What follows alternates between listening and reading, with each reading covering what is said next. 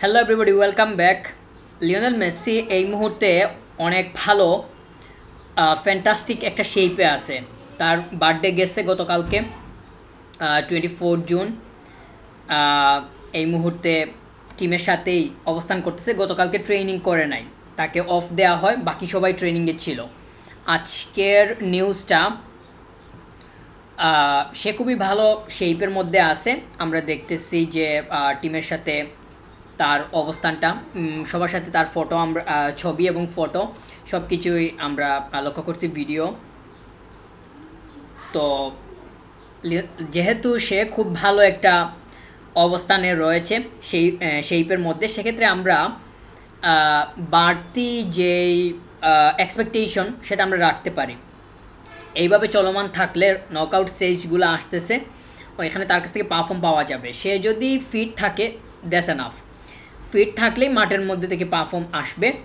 আর জর্ডানের বিপক্ষে যে ম্যাচটা আসতেছে ওইটাতে যদি স্টার্টিংয়ে দেয়া যায় ভালো। মানে তাকে তো বাইরে রাখার এখানে কোনো দরকার নেই, যেহেতু মোটামুটি একটা গ্যাপ আছে। 22 তারিখে খেলা হয়েছে, 28 তারিখে খেলা, পরিষ্কারভাবে মাঝখানে 5 দিন ব্রেক, এবং ট্রেনিংয়েও তাকে রেস্ট দেওয়া হয়েছে। যতটুকু পরিমাণ সে তাকে যতটুকু মানে সেভ করা যায় সেই দিকে সবার নজর, একদম কোচিং স্টাফ থেকে শুরু করে সবাই আমরা লক্ষ্য করতেছি। তাকে বাইরে রাখা হয়েছে, পর্যবেক্ষণের মধ্যে সে আছে, যাতে মানে ফিজিক্যালি যাতে সে আনফিট না হয়ে যায়, আনফিট যাতে সে হওয়ার মতো কোনো উপায় তৈরি না হয়। তো আমি জর্দানের বিপক্ষে অবশ্যই মেসিকে স্টার্টিংয়ে চাইবো। আর কিছু যদি পরিবর্তন আনা যায়, বিশেষ করে যদি মানে আমরা লাউতারো মার্টিনেসকে দেখছি গত দুইটা ম্যাচ সে শুরু করে। তো এই দুইটা ম্যাচে শুরু করলেও পরবর্তীতে আমরা আলবারেসকে দেখি সে বেঞ্চ থেকে আসছে। এখানে একটু পরিবর্তন আনা যেতে পারে, যেহেতু লুপেজ আছে ঠিক আছে, কিন্তু আমরা আমরা লাউতারো কিংবা আলবারেস দুইটার কাউকেই 90 মিনিট মাঠে একসাথে দেখতেছি না। মানে একসাথে বলতে পুরো 90 মিনিট খেলতেছে কোনো প্লেয়ার এরকম না, সাব করে উঠিয়ে নেওয়া হচ্ছে। তো আলবারেসকে যদি দিয়ে দেওয়া যায়, পুরো 90 মিনিট রাখা যায়, হতে পারে, কিন্তু এরকম হওয়ার সম্ভাবনা খুবই কম। আবার একটু পরীক্ষা করা যেতে পারে, মেসিকে উঠিয়ে নিয়ে 4-4-2 এই ফরমেশনটা নিয়ে এসে সামনে দুইটা লাউতারো এবং আলবারেস দুইটাকে একসাথে একটু দেখা যেতে পারে বাজিয়ে 15 থেকে 20 মিনিটের জন্য শেষের দিকে, এটা কতটুকু ওয়ার্কআউট করে না করে। তো এই দুইটাকে সামনে দিলে তখন আমাদের করতে হবে, মানে মিডে নিয়ে আসতে হবে 4 জনকে। তখন জুলিয়ানো সিমিনোকে ব্যবহার করা যেতে পারে, তো রাইট সাইডটাও কাভার দিয়ে দিবে। যদি নিকোকে রাখা যায়, নিকোকে এই জায়গাতে মানে মানে মিড হিসাবে কাউন্ট যদি করি, তাহলে লেফট সাইডটা কভার করবে। আর দুইটা মিডে নিয়ে আসলে এরকম হতে পারে, কিন্তু এই ফরমেশনে আমার কাছে মনে হয় লিওনেল স্কালোনি যাবে না। ওর নিজস্ব চিন্তাভাবনা আছে। আমরা দেখছি যে নিকোকে যখন দিচ্ছে, মেসিকে যেহেতু উঠিয়ে নিচ্ছে না, সেক্ষেত্রে মেসি তো এমনিতেই শেপের মধ্যে আছে, আমরা মাঠের মধ্যে তাকে দেখতেছি, কোনো সমস্যা সৃষ্টি হচ্ছে না, বা সে খুব বেশি পরিমাণ যে মানে মানে আনইজি ফিল করতেছে এরকম আমরা কোনো কিছু দেখতেছি না, মানে একদম সে ইজি অবস্থায় আছে, এটা মানে লক্ষ্য করা যাইতেছে। অতএব জর্ডানের বিপক্ষে যদি শুরু থেকে খেলানো যায়, দ্যাটস ফাইন। একদম 60 মিনিট, 65-60 মিনিট এরকম যদি রাখা যায়, হতে পারে। আর যদি মিডে প্যালাসিওসকে ব্যবহার করা যায়, সেটা হতে পারে। মেসির সাথে প্যালাসিওসের কানেকশনটা কীরকম হয় না হয়, সেটাও একটা আমাদের দেখার বিষয় হবে। অন্যান্য যাদেরকে ব্যবহার করা হচ্ছে সবার সাথেই তার কানেকশন ভালো, সেটা তো আমরা দেখতেছি। তো এই মুহূর্তে আমাদের যেই বিষয়টা অনেক বেশি পরিমাণ গুরুত্ব পাচ্ছে, সেটা হলো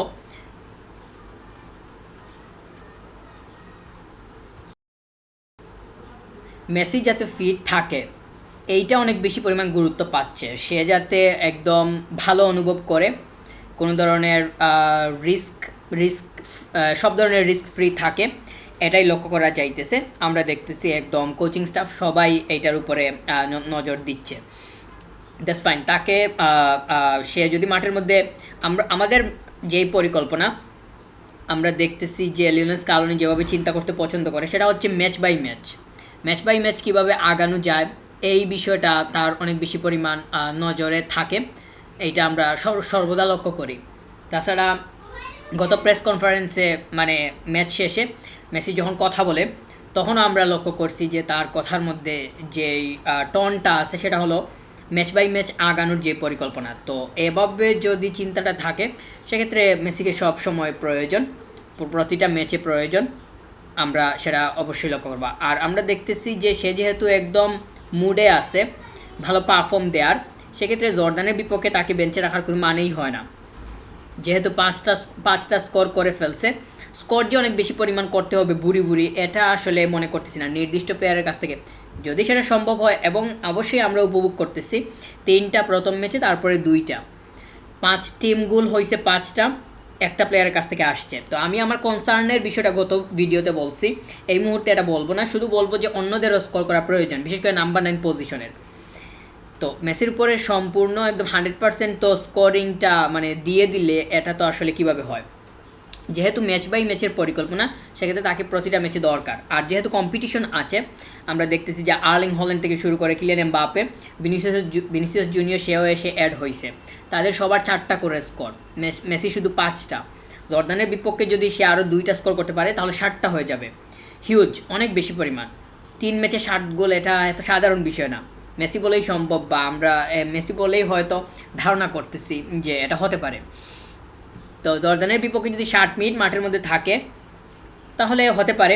আর যদি দেখা যায় আরও 10 মিনিট 15 মিনিট 75 মিনিট পর্যন্ত রাখা যেতে পারে তাহলে সেটার দিকে মানে কোচিং স্টাফরা আগাবে, অথবা 60 মিনিটের ভেতরে যদি কাজের কাজ হয়ে যায় তাহলে উঠিয়ে নিলেই হয়ে গেল। পরবর্তীতে জুলিয়ানো সিমিনোকে নামানো যাবে রাইট সাইডটাতে, ওরেও আমাদের দেখা দরকার, বা দেখা দরকার বলতে ও কীরকম করে এত বড় স্টেজে, ওয়ার্ল্ড স্টেজে, এবং অন্যান্য টিমমেটদের সাথে তার আন্ডারস্ট্যান্ডিং ওই জায়গাতে কেমন হয় সেটাও আমাদের দেখার একটা মানে বিষয় হবে।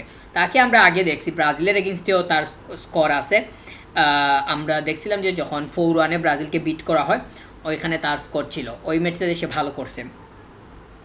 ওই ম্যাচে মেসির অস্তিত্বই ছিল না, মেসি ছাড়াই খেলছে।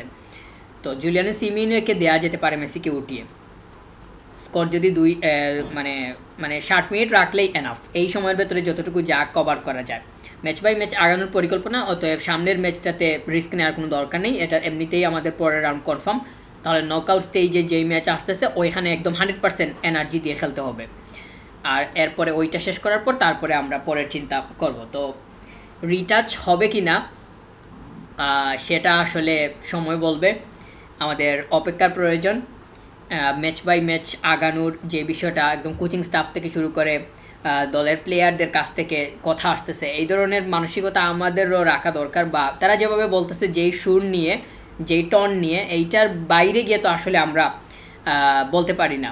তো তাদের সাথে মিল রেখেই যদি বলি তাহলে নকআউট স্টেজের প্রতিটা ম্যাচ 32, 16, তারপরে কোয়ার্টার, এই যে রাউন্ডগুলো আছে একটার পর একটা, ওইটাতে কিভাবে কি হয় মানে একটার পর একটা, সেটার উপরে নির্ভর করবে আসলে রিটাচের দিকে আগাবে কিনা।